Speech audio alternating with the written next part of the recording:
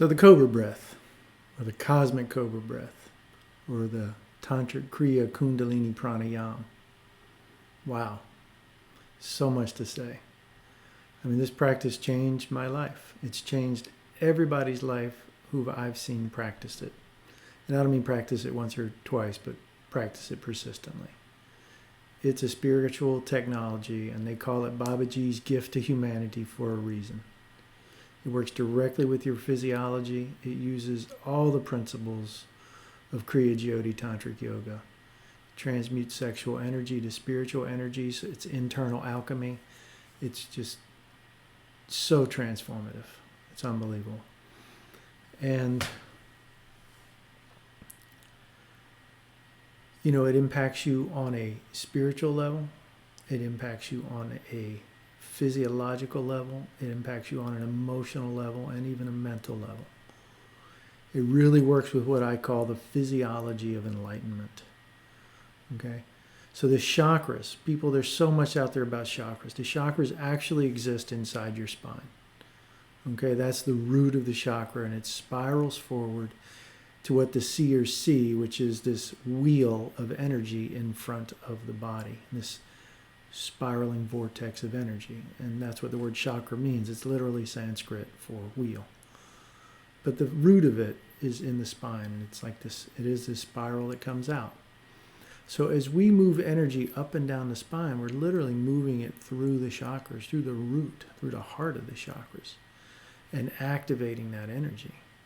Okay, so we bring the energy up to the third eye, opening the third eye, allowing for that capacity to see beyond, to see clearly. That's what clairvoyance means, to see clearly, right? And that's through the external illusion, but it's also through the internal illusion.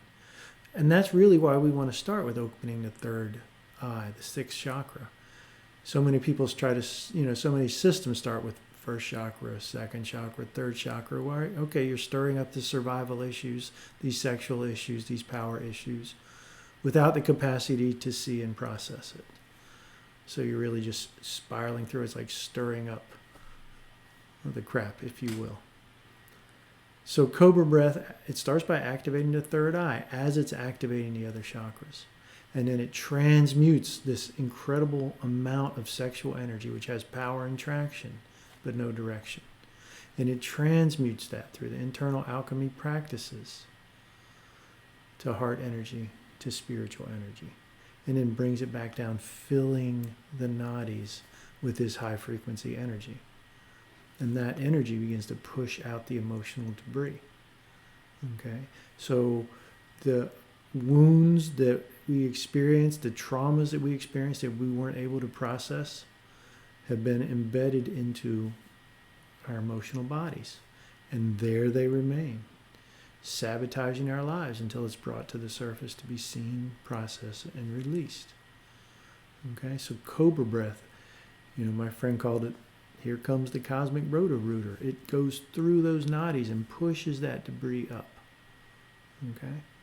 And then you can look at it and process it and move it on. So this is how, in part, how it heals the emotional body. Okay? Physiologically, it's acting on the nervous system and the endocrine system, because there's an endocrine gland associated with each chakra. So as it's stimulating the chakra, and it stimulates the endocrine gland. And as it stimulates the endocrine gland, it stimulates the chakra. And as you stimulate these endocrine glands, more hormones are produced and the body becomes rejuvenated. Literally to be made young again. I remember one woman who had passed through menopause showed up at class one day really angry at Sunyata. And he was like, "What's going on?" She's like, "I just started menstruating again." So this is what I mean about rejuvenating effects. It will make your body younger and healthier. Plus, by charging the cerebrospinal fluid with this electromagnetic energy, it's able to feed more energy to the cells, so they're able to heal, etc. We can get more into this later in class. But this is how it's impacting you physiologically, on your physical health. Now, spiritually and mentally. So the brain, the third ventricle of the brain, is the cave of Brahma, which has the pineal, the pituitary, and the hypothalamus. So when we do Cobra Breath, we're bringing this electromagnetized cerebrospinal fluid up into this cave of Brahman, into the third ventricle, stimulating those glands, and then bring the energy around, bathing the brain in it, and back down. Okay? So we're stimulating the entire nervous system, the entire brain and spinal column. We're also stimulating these nerves. These endocrine glands. As these glands are stimulated, sooner or later they connect, the pineal and pituitary connect electrically and chemically, hormonally. And that's what we call the tantric marriage. When that connection happens, the light show begins. The hypothalamus, which is the floor of the third ventricle, begins to produce endorphins, so you get this amazing feeling of well-being, this orgasmic, ecstatic feeling. But what really is important here, one of the more important parts, is the corpus callosum is activated. Now, the corpus callosum is the bridge between the left and right hemispheres of the brain, or between your divine masculine and divine feminine. And when that's activated, instead of thinking with your left or right brain alternately, you can think with both of them together. You can act from both of them together. So instead of being dominantly masculine or dominantly feminine, dominantly logical or dominantly intuitive, you can be both. And this is called the birthing of the androgynous spirit child, and developing this androgynous or dualistic, or I should say integrated energy. It's not duality, it's integrated, integrating both poles together into a unified whole. Okay? So this allows you to be creative and logical at the same time. And that's a super empowerment for manifesting your truth. Another thing that happens is there's these dormant neurons in the brain. There's millions of dormant neurons in the brain. What are they there for? Why is only 10% of our brain used for cognitive thought? What's the rest of it there for? Well, as we do this process and the tantric marriage takes place, then all of a sudden, as this charged electromagnetic fluid bathes the brain, it activates these dormant neurons. And you feel this firing, these microelectric shocks as these dormant neurons begin to activate. And the brain literally rewires. But if you look at the images, most images of the chakra system, at the top there's this 1,000-petaled lotus, this huge lotus flower. What is that there for? That 1,000-petaled lotus is the feeling. When you experience it, you'll understand why they use that image. Because as each of those microelectric shocks goes off, it feels like a petal of a flower opening and a petal of another flower opening. Over and over and over again, it feels like this massive flower opening. And then that spiritual light can pour down into you from above. And that's literally what inspire means, to bring in spirit. Okay, so this activation of the seventh chakra, this activation of the crown, this activation of the 1,000-petaled lotus is a physiological experience brought about by Cobra Breath practice. Okay? And so here we are. We've saw how we affected the physical body. We affected the emotional body. This is affecting the nervous system, the mental body, as we're activating these dormant neurons and connecting parts of the brain that weren't connected previously and that weren't active previously. And we're activating spirit, because it's not really until you get to the top of the crown chakra that we're starting to hit the spiritual realms. Really, everything below that is psychic. These chakras in the body, anything happening in the body is psychic. And there's a big confusion, what is astral, or that people think that anything that's energy is spiritual. And in the big picture, yes, everything is spiritual from one perspective, but when we're talking about the layers of creation, it's when we get to the top half of the crown chakra. That's when we really start to get to spirit and spiritual energy. So when we open this 1,000-petaled lotus, that spiritual energy that can come in, and that crown is a symbol, of the kings of old and the queens of old. That golden crown that they would put on their head was a symbol of somebody who had opened their crown chakra and therefore had the right to guide others toward their goals and toward their awareness and awakening. So this is like truly becoming the yogi king and queen, the yogi priest king and queen, right? So this is the result of the Cobra Breath, activating these experiences. And really, there's so many systems that try to drive Kundalini and make Kundalini more active. Sunyata used to ask, how do you know if your Kundalini is active? It was a trick question. The answer is you're alive. Everybody's Kundalini is active, or you're not alive. Can we increase the flow dynamically? Can we make it flow more strongly or guide it into certain parts of our being to activate them?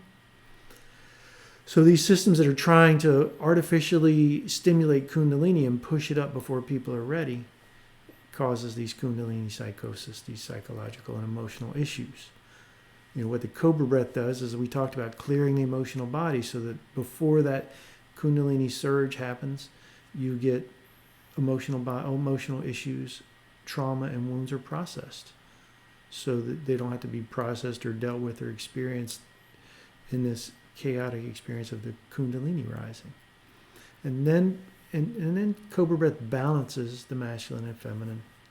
So the left and right hemispheres of the brain, it balances the divine masculine and divine feminine.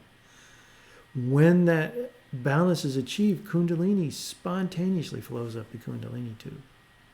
And just so you know, Samadhi shouldn't just happen once. Samadhi should happen over and over and over again. Because the reason why Samadhi is so intense is because your vibration is so gross. And it's interesting how many systems think that Samadhi is like an unattainable goal, or a goal that's attainable only by a chosen few. I come from a system where not only is Samadhi attainable, it's expected, and you have to attain it again and again and again until it's no longer this shock to the system, because your vibration is refined so much that that's become your normal state of being. And enlightenment, my friends, is not the end of the journey, it's the beginning. All of a sudden you're the real you, and you can start the journey. Everything else has just been preparing for the journey. So these systems that make you think that enlightenment takes lifetimes to happen, no. I mean, it's true, you do those systems, it takes lifetimes to happen. Just like if you want to walk from Alaska to the tip of South America, it's going to take you a heck of a lot more time than it takes to fly. But you can go from one to the other in, a few hours. So it's the same thing. What vehicle are you using? What path are you taking?